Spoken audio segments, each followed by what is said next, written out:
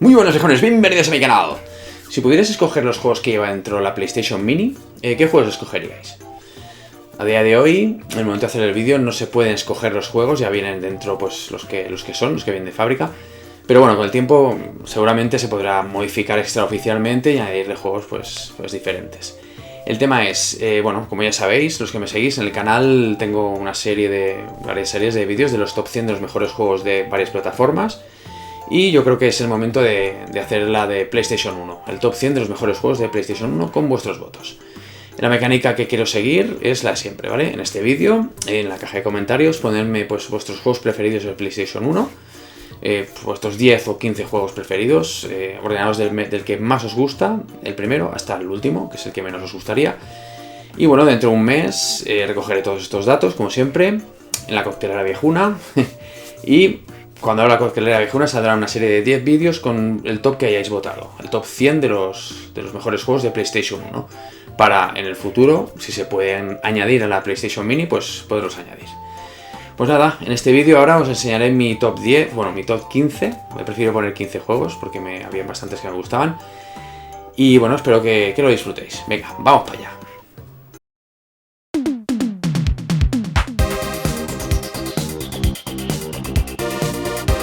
En el puesto 15 de mi top he puesto Driver 2 del año 2000, segunda parte de la saga.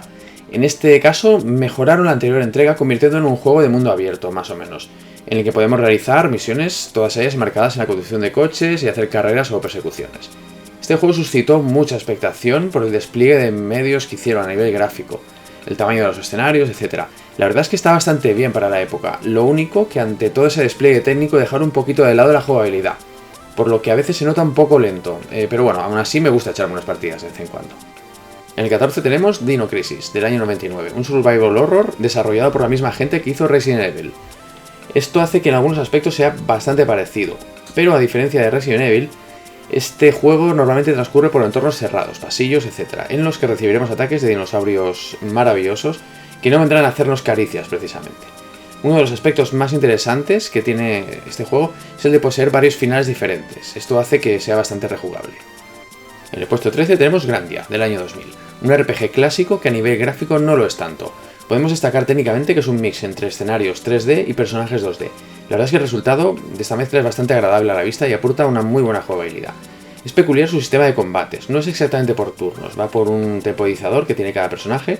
Y bueno, cada cual tiene su tiempo de reacción diferente, por lo que este temporizador dura más en según qué personajes que otros. Esto convierte los combates en algo un poco más dinámico que los típicos RPGs que todos conocemos de combate por turnos. En el 12 he puesto Medieval, del año 98, un juego de aventuras en el que veremos a Sir Daniel Fortesque, un personaje traído del mundo de los muertos para completar la misión de liberar al reino de Galumer de la tiranía del malo de turno. Tiene un nivel de dificultad medio y es muy ameno jugar, dado que es difícil quedarse atascado. Lo que sí aviso es que en algunos momentos los cambios de cámara son un poco molestos. Este tema fue un caballo de batalla por muchos desarrolladores de los primeros juegos 3D que salieron al mercado, sobre todo al principio. Pero bueno, aun con ese defecto es cuestión de acostumbrarse y la verdad es que merece la pena jugar este juego. En el 11 tenemos Grand Theft Auto, del año 97. Es la primera entrega de la saga GTA que a todos nos sonará, la cual no tiene mucho que ver gráficamente con los juegos que tenemos en la actualidad de GTA. Este juego ya tenía la esencia de todos los que lo sucedieron después. Era un sandbox de mundo abierto, en el que literalmente podíamos hacer prácticamente lo que nos diera la gana. Desde robar coches para después venderlos, a por ejemplo hacer misiones para el gasting de turno, aniquilar a ciudadanos inocentes y mi diversión preferida en todos los GTA, que es armar jaleo para que te persiga la policía. Como podéis ver, gráficamente es de vista cenital y no tiene mucho que ver con entregas posteriores, ya que todas ya fueron pues, prácticamente en 3D. La verdad es que no os dejéis engañar, aunque el aspecto gráfico no tenga nada que ver con los juegos actuales. Aunque sea muy retro, es un juegazo brutal y muy divertido. En el 10, Tomb Raider 2, del año 97, segunda entrega de esta aclamada saga.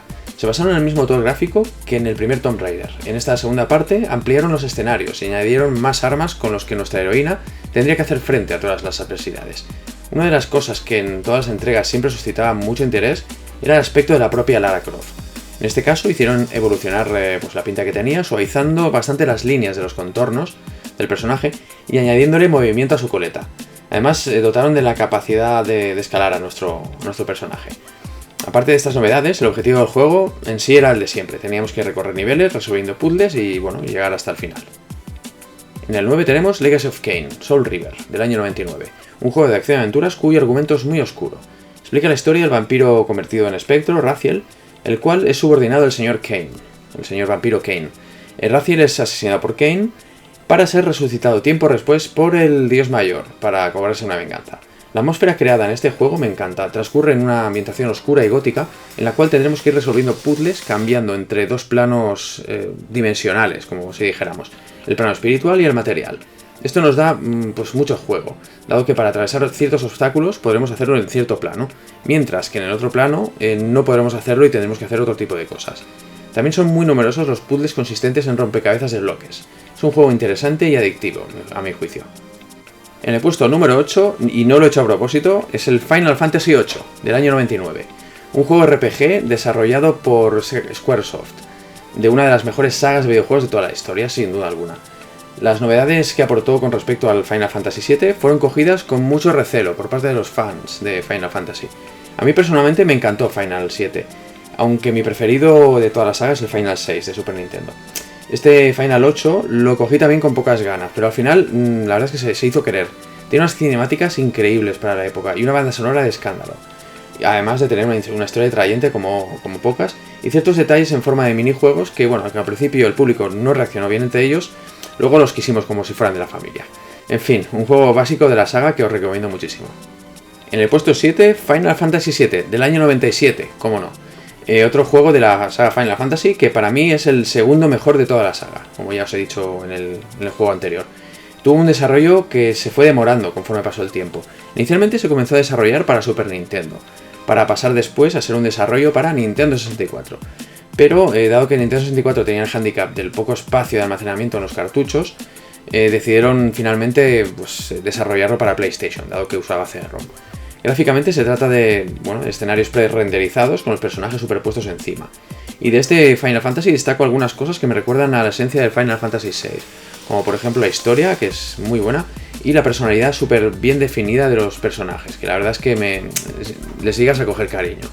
En la posición 6 tenemos Tekken 3, del año 98, tercera entrega de esta saga de juegos de lucha, la cual añadió muchos más personajes para poder ser seleccionados.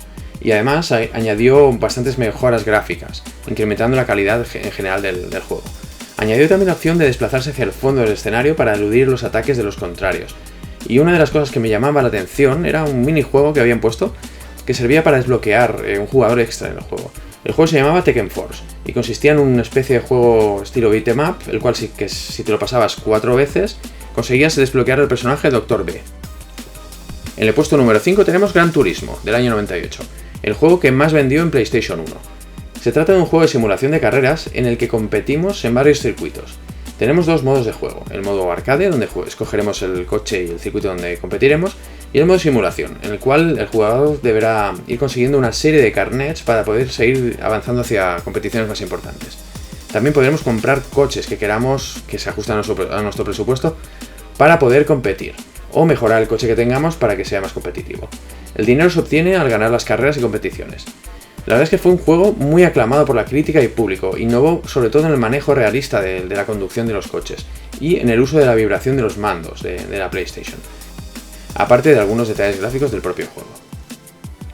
En el número 4 tenemos Resident Evil 2, la segunda entrega de la saga, del año 98. Estamos ante un juegazo que tiene todos los alicientes para ser un clásico como el que es. Una empresa maligna llamada Umbrella Corporation desarrolla un arma biológica llamada Virus T, la cual transforma a la gente en zombies. Y bueno, el virus digamos que se extiende por la ciudad de Raccoon City. Y bueno, como no, se lía parda. En esta segunda entrega estamos intentando huir de la ciudad devastada por el virus y descubrimos que Umbrella quiere conseguir una muestra del virus para volver a sus investigaciones malignas. Esta segunda entrega de Resident Evil está centrada en la exploración y la resolución de puzzles y además en el combate. Una novedad que aporta es el Zapping System, el cual permite vivir una experiencia de juego diferente dependiendo del personaje que se elija al comenzar la partida.